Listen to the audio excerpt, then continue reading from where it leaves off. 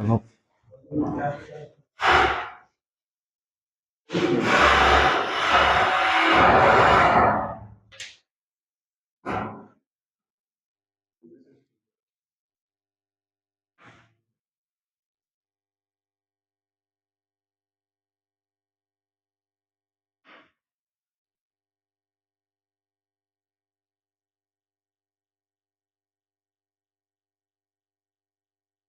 आज अपन पढ़ेंगे आयुर्वेद परिचर्या एवं सिद्धांत।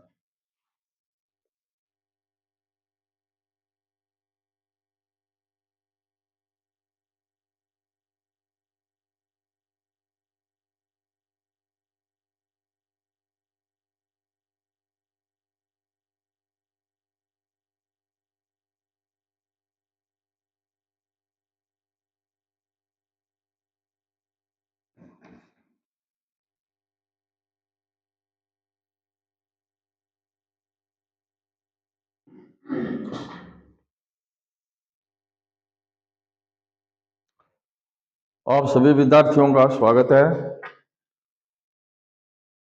अपन आज पढ़ेंगे कोष्ठ विवेचन, पृष्ठ संख्या 184।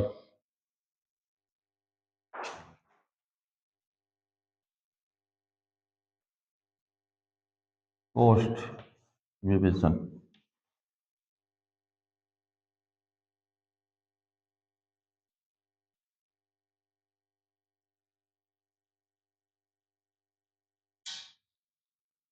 कोष्ठ किसे कहा गया है? जितने अपने अंदर अंग है उसको कोष्ठ कहा गया है। जैसे कोठा बोलते हैं ना अपन मारवाड़ी में, कोठा, तो ये कोठा है, इसके अंदर कई तरह की चीजें हैं, वो आज अपन पढ़ेंगे। यहाँ कोष्ठ शब्द का अर्थ है रस, मूत्र, पुरुष के स्थान, ग्रहणी को कहा गया है। जो अंदर होते हैं ना ये सब। कोष्ठ परिभाषा में क्या लिखा है कि कोष्ठ की परिभाषा में भाव मिश्र ने कहा है कि अमाशय स्टोमक, अग्नाशय पैनक्रियाज, पक्वाशय लार्ज इंटेस्टाइन, मूत्राशय रक्त वह संस्थान, रुधिराशय ब्लड, हृदय हार्ट, उंडुक तथा फुफ्स लंग्स से ये कोष्ठ कहे गए हैं। ये सब अंदर की तरफ है अपने। कोष्ठ के प्रकार कितने हैं? शाखा, मर्मस्थि संधिया, मर्मस्थि संधि कोष्ठ। महास्रोत, अमाशय। महास्रोत किसको कहा गया है? अपने गले से लेकर के पूरे शरीर के अंदर जो इंटेस्टाइन, आंत वगैरह होती है ना, वो सब नीचे रेक्टम तक, इसको महास्रोत कहा गया है। एक ही स्रोत है, एक ही जॉइंट है ये पूरे शरीर में। अमाशय, पक्वाशय, इन्हें कोष्ठ कहते हैं। ये रोगों का भीतरी का मतलब आभ्यंतर रोग मार्ग है।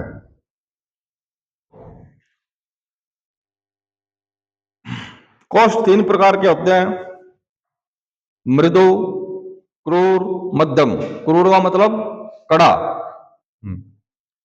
मृदु कोष्ठ क्या है? इसमें पित्त की अधिकता रहती है। इनको दूध, इक्षुरस, खटाई, तक्र मस्तु। खटाई का मतलब तक्र मस्तु। तक्र माने छाछ, हाँ, अपने लस्सी को बोलते हैं। मस्तु मतलब जो आप बीज में चढ़ा हुआ है। गुड़, कृष्णा, घी, नवीन मध्य, उष्ण जल, पिल्लू, द्राक्षा आदि से भी विरेचन हो जाता है। क्रूर कोष्ठ क्या है? क्रूर का मतलब कड़ा, हार्ड। इसमें वात की अधिकता रहती है, जैसे त्रिफला, तिलकलक, त्रिवृत, नील, त्रायमाण आदि से भी कठिनता से विरेचन होता है। ये विरेचन के बारे में बताया गया। विरेचन किसको कहते हैं? दस्त लगाने को। हाँ, अगर किसी के कड़ा कोष्ठ हो तो उसको त्रिफला, तिलवलक, त्रिवर्त, नील, त्रायमाण आदि से भी कठिनता से विरेचन होता है। मध्यम कोष्ठ क्या है? इसमें कफ की अधिकता होती है परंतु दोष की साम्य अवस्था होती है। इसको साधारण कोष्ठ कहते हैं, जो प्राय स्नेह के अच्छपान से 3 दिन में स्निग्ध होते हैं। मृदु कोष्ठ है जो 7 दिन में स्निग्ध होते हैं, और क्रूर कोष्ठ है जो 5 दिन में स्निग्ध होते हैं। स्निग्ध का मतलब होता है चिकनापन। हाँ, वे मध्यम कोष्ठ कहलाते हैं। कोष्ठांग, भाई कोष्ठांग का मतलब कोष्ठ के अंदर, कोष्ठ के अंदर। कोष्ठ में स्थित अवयवों को कोष्ठांग कहा जाता है। कोष्ठांग के विषय में अनेक आचार्यों ने अपने विचार व्यक्त किए हैं। ये आचार्य है ना, अपने अपने विचार व्यक्त किए हैं कोष्ठांगों के बारे में। आचार्य चरक के अनुसार, यानी कि कोष्ठ जो शब्द है ये अपने संस्कृत का शब्द है। कोष्ठ का मतलब कोठा, कोटा नहीं कोठा। आप कोठो कह नहीं, कोठड़ी है, कोठा है, तो इसके अंदर कई अंग आ जाते हैं शरीर के, तो ये पूरे को कोष्ठ कहा जाता है। ठीक है। कोष्ठांग में निम्नलिखित अवयव को कोष्ठांग कहा जाता है। कोष्ठांग के विभिन्न अंग है, क्या है कि नाभि, हाँ, हृदय, क्लोम, यकृत, प्लीहा, दोनों वृक्क, बस्ती, पुरुषाधार, आमाशय, पक्वाशय, उदरगुद, अधरगुद, शुद्रांत्र, स्थूलांत्र और वपावहन, ये सारे अंग हैं वो कोष्ठ के अंदर आ जाते हैं, वो कोष्ठ कहलाते हैं। ठीक है। आचार्य सुश्रुत के अनुसार क्या है, कोष्ठांग में 8 अंगों का वर्णन किया गया आचार्य सुश्रुत ने। ऊपर वाले तो चरकने का है जो 15 बताए गए हैं, आचार्य सुश्रुत ने बताए हैं 8। आमाशय, अग्नाशय, पक्वाशय, मूत्राशय, रुधिराशय, हृदय, उंडुक और फूस। मूत्राशय किसको कहते हैं, बस्ती होती है ना अपने, ये उसको मूत्राशय बोलते हैं। रुधिराशय किसको कहते हैं, हार्ट को कहते हैं, जहां रुधिर रहता हो। हृदय है ही उंडुक, उंडुक किसको कहते हैं, उंडुक आंत का भाग होता है कि फुफ्स, फेफड़ा। ठीक है। पक्वाशय किसको कहते हैं, बड़ी आंत को। हाँ, ये शब्द जो है नहीं, ये थोड़ा सा ध्यान रखो। अब आता है आम एवं आम विष विवेचन। आम किसको कहते हैं, आम कहते हैं कच्चापन को। जैसे भोजन अपन ने किया वो पचा नहीं शरीर में, वो आम रह गया, आम मानी कच्चा। निरुक्ति अम धातु से या उपसर्ग पूर्वक रहने से आम शब्द बनता है, जिसका अर्थ है अपचन। भाई पचा नहीं, खट्टी ढकाना और अपचन में, ठीक है, पाचन नहीं होता है, उसको क्या कहते हैं, आम। ये शब्द याद रखना, ये आम ये क्या है, नहीं समझ में आए तो पूछ लेना। जो द्रव्य स्रोतों के मार्ग में अवरोध पैदा करे उसे आम कहते हैं। परिभाषा क्या है आचार्य वाग्भट के अनुसार,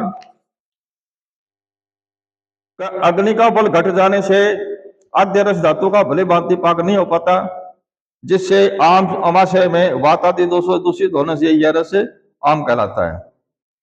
अग्नि अपने भीतर की जो अग्नि है ना अमाशय की, जठराग्नि बोलते हैं, जठराग्नि अगर कमजोर हो जाती है तो खाया हुआ अन्न पान वगैरह वो कच्चा रह जाता है, हाँ, पकता नहीं है वो।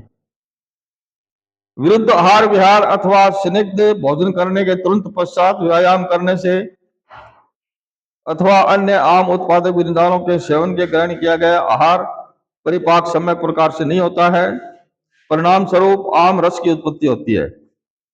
यह आम रस प्रदूषित होकर रक्त वाहिनियों के द्वारा सर्व शरीर में परिभ्रमण करता है तथा विभिन्न धातुओं के संपर्क में आने पर धातु अग्नियों में मंदता उत्पन्न करता है, जिससे आम की अधिक उत्पत्ति होती है। परिणाम स्वरूप विभिन्न धातुओं तथा स्रोतों में कलह व अवरोध हो जाता है, अंततः विविध प्रकार के विकारों की उत्पत्ति होती है। अपने विरुद्ध आहार विहार, विरुद्ध आहार विहार का मतलब ये होता है कि जो शरीर में पचे नहीं है, खाने के बाद में आम रस रहता है, आम रस वजह से क्या है, पूरे धातुवाग्नि जो है वो सब क्षीण हो जाती है और उसके वजह से पूरे शरीर में आम उत्पन्न हो जाता है। कोई भी अग्नि है वो पचा नहीं पाती है। विरुद्ध आहार विहार स्निग्ध भोजन, अब इसमें लिखा है विरुद्ध आहार विहार से स्निग्ध भोजन है तो तुरंत व्यायाम करना, आमरस की उत्पत्ति होती है। फिर वात द्वारा संपूर्ण शरीर में परिभ्रमण करता है। धातु से संयुक्त आम साम धातु निर्माण, ठीक है। इसमें क्या चीज समझ में नहीं है आप लोगों को, आम किसे कहते हैं, कच्चेपन को।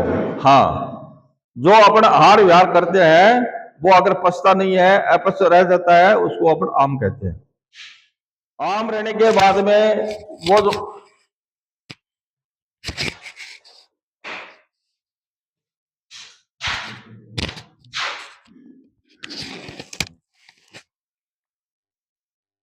वो जो आहार विहार अपन करते हैं वो कच्चा रह जाता है ना, उसको आम कहते हैं। और उस आम की वजह से पूरे शरीर के अंदर दोष प्रकोपित हो जाते हैं। दोष, वात, पित्त, कफ, वो सब दूषित हो जाते हैं उससे, फिर रोग मतलब उत्पन्न हो जाते हैं, मनुष्य रोगी हो जाता है। आम के संबंध में आचार्यों ने अनेक परिभाषाएं दी हैं। कई आचार्य आम को अपक्वमल कहते हैं, कई आचार्य आम को पुरुषादि मलोदर दोषों का संचय कहते हैं, तथा कई आचार्य प्रथम दोष दृष्टि को आम कहते हैं, तथा अन्य आचार्य कहते हैं कि जैसे गोद्रवों में विष होता है, जैसे अति दुष्ट दोष परस्पर संयुक्त होते हैं, तो उनके इस संयोग से आम की उत्पत्ति होती है। भावार्थ यही है कि सारे यही मानते हैं कि जो आहार वाहार किया हुआ है वो अगर कच्चा रह जाता है तो उसको आम कहते हैं। भोजन का पाक सम्यक प्रकार से न होने पर वह कोष्ठ में अधिक समय तक पड़ा रहता है, जिससे उसमें अम्लता उत्पन्न हो जाती है, इसे ही आम कहते हैं। ठीक है। आम अविपक्व रूप है भाई, वो पक्व रूप नहीं है, अविपक्व रूप है, जो कि दुर्गंध अत्यधिक पिछल होता है, चिपचिपापन हो जाता है। यह शरीर में स्थित होकर अंगों में स्थिरता उत्पन्न करता है। जब 8 अग्नि के समय सम होने पर, 18 अग्नि बताया गया ना इसमें, 18 अग्नि सम होने पर अन्न सम्यक रूप से पचे जाए, अमृत रूप स्रोत होता है। जठराग्नि मंद होने पर वही अपक्व हो जाए, तो सुप्त भाव सिरका के सदृश हो जाए, तो विष के समान सभी रोगों का कारण होता है। मूलभूत इसका भावार्थ यही है कि जो जठराग्नि है वो अगर कमजोर हो जाएगी तो सभी अग्नियां कमजोर हो जाएंगी। अग्नियां कितनी प्रकार की बताई गई है? 13 प्रकार की बताई गई अग्नियां। हाँ हाँ, जठराग्नि, धातुआग्नि, इस प्रकार से ये 13 अग्नियां हैं। ठीक है। भूताग्नि।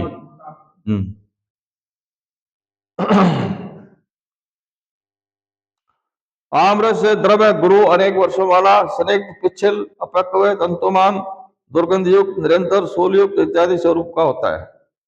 अर्ध परिपक्व हार से कुपित वात आदि दोष, जो त्रिदोष है ना अपने वात पित्त का, वो परिपक्व आहार नहीं होता है तो ग्रहणी में आश्रित होते हैं।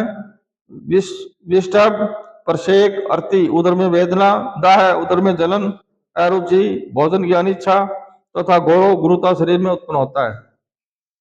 जठराग्नि अगर कमजोर हो जाएगी तो उक्त प्रकार से ये हाँ समस्या हो जाएंगी। जठराग्नि के मंद होने से, भोजन का सम्यक रूप से पाचन नहीं होने से आम उत्पन्न होता है। यह आम सभी रोगों की उत्पत्ति का मूल कारण है। बस ये ध्यान रखना आपको। जठराग्नि है ना, या मैन अग्नि है जठराग्नि, इसके अपक्व होने पर या ये विकृत होने पर भोजन नहीं पचता है। आहार निदान क्या है? अधिक मात्रा में किया हुआ भोजन, गुरु भोजन, वृक्ष भोजन, शीत भोजन, शुष्क भोजन, अप्रिय भोजन, विष्टभी, विबंधकारी भोजन, विदाही भोजन, अपवित्र भोजन, विरुद्ध भोजन, इनके करने से आम की उत्पत्ति होती है। हाँ। मानसिक सिद्धांत क्या है? काम, क्रोध, लोभ, मोह, ईर्ष्या, लज्जा, शोक, अभिमान, उद्वेग और भय, इनकी वजह से भी आम रह जाता है। ठीक है नहीं? भोजन अगर आपने बढ़िया कर लिया और अपने मन के अंदर काम, इच्छा हो गई, क्रोध हो गया, लोभ हो गया, मोह हो गया, ईर्ष्या हो गई, इनकी वजह से भी वो आम रह जाता है। वह अन्य निदान, चिंता, शोक, भय, क्रोध, दुख, सही जगह सेवन करने से, रात्रि जागरण करने से ग्रहण किया गया भोजन भी ठीक तरह से नहीं पचता है। रात को अगर भोजन कर लिया आपने, आप सोए नहीं, तो वो कच्चा ही रह जाता है, पचता नहीं है भोजन। उस भोजन नहीं पचेगा तो शरीर में त्रिधातु है वो कुपित हो जाएगी और शरीर है वो रोगी हो जाएगा। अन्य निदान यह है कि इसमें आम का निर्माण विभिन्न स्थानों पर होता है। जठराग्नि की दुर्बलता के कारण, धात्वाग्नि की दुर्बलता के कारण और भूताग्नि, ये बताया नहीं आपको 13 अग्नियां। तो जठराग्नि, धात्वाग्नि और भूताग्नि। धात्वाग्नि 7 होती है, समझ गए आप। भूताग्नि 5 होती है और एक जठराग्नि 13 अग्नियां होती है, ये याद रखना भी। जठराग्नि की मंदता के साथ साथ धात्वाग्नि व भूताग्नि मंदता से भी आम का निर्माण होता है। अब देखो साथ साथ में चल रहा है, अगर जठराग्नि की मंदता हो जाएगी तो धात्वाग्नि और भूताग्नि भी मंद हो जाएगी, जो कि अलग अलग धातुओं मलों में प्रवेश कर रोग उत्पन्न कर सकता है। इस प्रकार निर्मित आम दोष दुष्य मल के साथ संयुक्त होकर साम दोष, साम दुष्य, साम मल का निर्माण करता है। इस आम से संयुक्त हुए वात आदि दोष तथा उससे दूषित हुए रस आदि दूषियों को एवं उनसे उत्पन्न रोगों को शाम कहा जाता है। वात आदि दोष तथा रस आदि दूष्य आम रहित हो तो उन्हें आम तथा उनको उत्पन्न रोगों को निराम कहा जाता है। स्रोतों में अवरोध होना, शरीर बल का नाश होना, शरीर में भारीपन, वात दोष के प्रतिलोम गति होना, विबंध होने से अपान वायु की ऊर्ध्व गति, आलस्य, भोजन का न पचना, बार बार थूक आना, पुरुष आदि मलों को निकलने में रुकावट, अरुचि, कलम, कलम किसको कहते हैं? इंद्रियों द्वारा विषय ग्रहण करने में विघ्न होना। भाई जो भी इंद्रियां है वो सही रूप से काम नहीं करेगी। हाँ, जैसे मतलब आंख भी अपना काम नहीं करेगी, जो कोई चीज दिख रही है अपने को उसके प्रति रुचि नहीं होगी। कोई चीज हो तो वो कलम हो जाता है। अच्छा, अब आगे लिखा है सामवात के, ये तो है आम बात के, अब है सामवात के। विबंध, अग्नि की मंदता, तंत्रा, अंतरकुचन, कटे पार्श्व आदि में पीड़ा, कमर है ना, कटी कमर को बोलते हैं, कमर पार्श्व में आदि में पीड़ा, शोथ, आम युक्त, तोद, सन्या आदि क्रम के द्वारा आम के लक्षणों की वृद्धि, सूर्योदय, वर्षा काल तथा रात्रि के समय लक्षणों में वृद्धि। अच्छा, अब है निराम बात के लक्षण है। तो यही होता है, इसको बोलते हैं पेट। निराम वायु विशद वृक्ष गुणयुक्त होती है। यह वायु मल मार्गों में अवरोध होकर उत्पन्न नहीं करती है तथा अल्प वेदना करने वाली है। इसे वायु का शमन संवेदादि द्रव्यों के द्वारा होता है। दुर्गंध युक्त, हरित व ईषित कृष्ण वर्ण का अमल रस युक्त, स्त्री गुण युक्त, गुरु गुण युक्त, अम्लोदकार उत्पन्न करने वाला, कंठ हृदय आदि में दाह उत्पन्न करने वाला साम पित्त होता है। निराम पित्त, ये वात पित्त कफ के बारे में बताया गया है। निराम पित्त क्या है? ताम्र पित्त वर्ण का, अति उष्ण तीक्ष्ण गुण, कटुरस, अस्थिर गुण वाला अर्थात सदैव चलायमान, अग्निवर्धक अर्थात अग्नि की वृद्धि करने वाला, बलवर्धक, रुचिवर्धक। शाम कफ के क्या है? आविल अर्थ स्वच्छ, तंतुमग्न, सांद्र, कंठ प्रदेश में रहने वाला, क्षुधा व उद्गार, दुर्गंधित। निराम कफ का क्या लक्षण है? कि फैन युक्त, पिंड रूप, पांडुवर्ण, निस्सार, मुख विशुद्ध करने वाला, क्योंकि मुख शुद्धि कफ निस्सरण के पश्चात ही होती है, अतः निराम छेदन कम करता है। सम व निराम आदि रसादि धूप से लक्षण, ये साम और निराम रस आदि दूसरे के लक्षण बताए गए हैं। साम रस रक्त आदि धातुओं के लक्षण संहिताओं में अलग से वर्णित नहीं है, अपितु अनेक आचार्यों ने रस आदि प्रदोष विकारों को साम रस आदि धातुओं के लक्षण बताए हैं।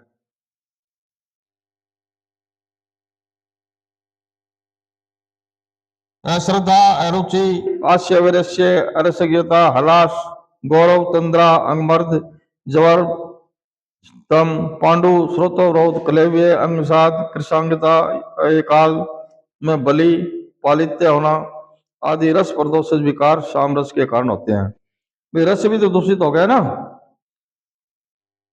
मतलब आम से ये रस भी दूषित हो गया। रस दूषित होने के बाद में ये बीमारियां हो जाती है, जैसे ये बताया ना भी, अश्रद्धा, अरुचि, हास्यावृष्य, ये मांस रक्त लक्षण, साम रक्त लक्षण, ये क्या है? साम रक्त लक्षण। आचार्य सुश्रुत के अनुसार में क्या गया है? कुष्ठ, विसर्प, पिडका, रक्तपित्त, असृग्ध, गुदपाक, वेदपाक, मुखपाक, पुलियावर्दी, रक्तगुलम, विदर्दी, नच्छ, व्यंग्य, नलिका, ये क्या है? रोगों के नाम है ये। तिलकालक, पिल्लो, इंद्रलोप्त, कांगला, पामा, चरमदल, कोठ, चित्र, वात रक्त, रक्तमंडल, मशक, दद्रु, अर्श, अर्बुद आदि रक्त प्रदोषज विकार शाम रक्त के कारण उत्पन्न होते हैं। हाँ, अच्छा, अब ये आगे लिखा है अधिवांश, अर्बुद, कील, गलसालोक, गलसुंडिका, पुतिमास, अलजी, गलगंड, गंडमाला, उपजीवा आदि मांस प्रदोषज विकार शाम मांस के कारण उत्पन्न होते हैं।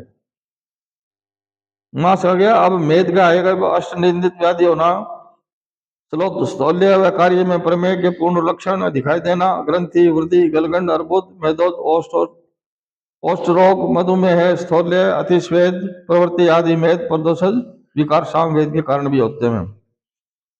अस्थि के बाद में बताया है शाम अस्थि के लक्षण, अध्यस्ति जयंती तोद शूल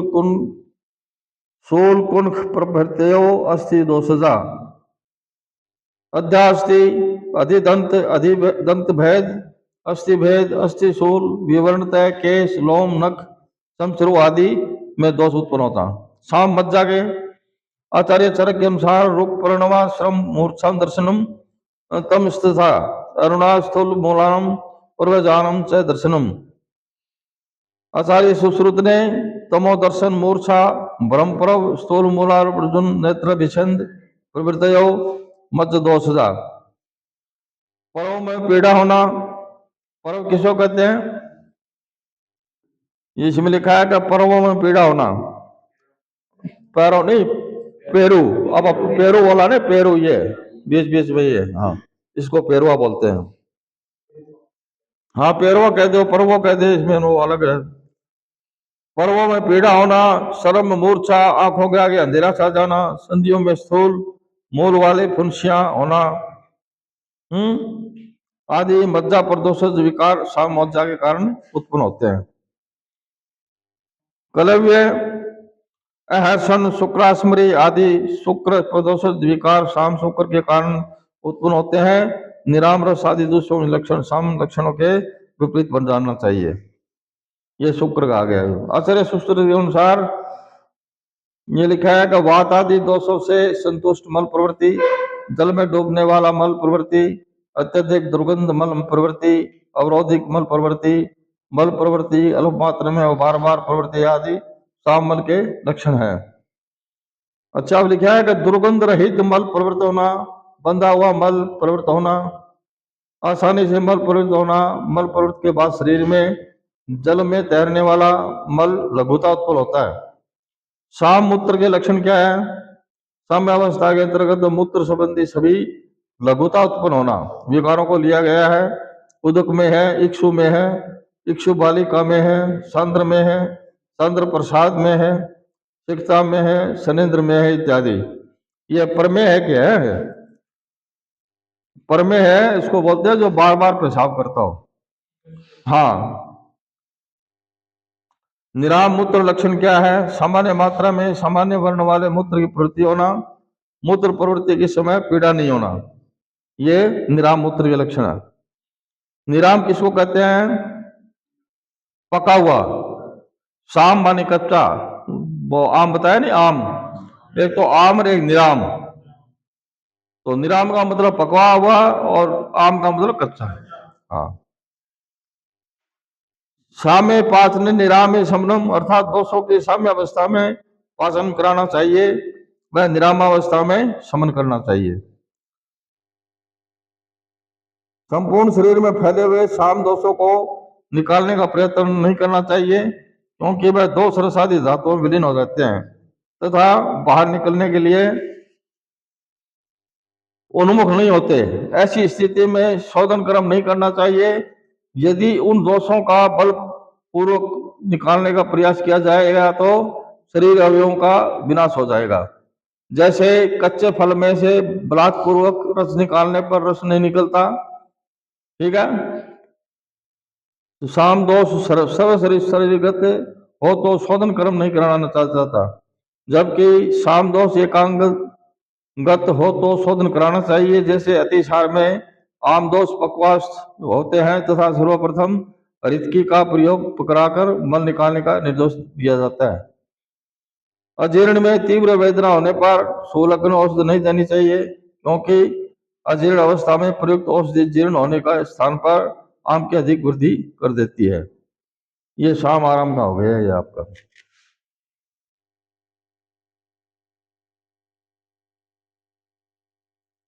तो ये चैप्टर आपका पूरा हो गया है ये। हाँ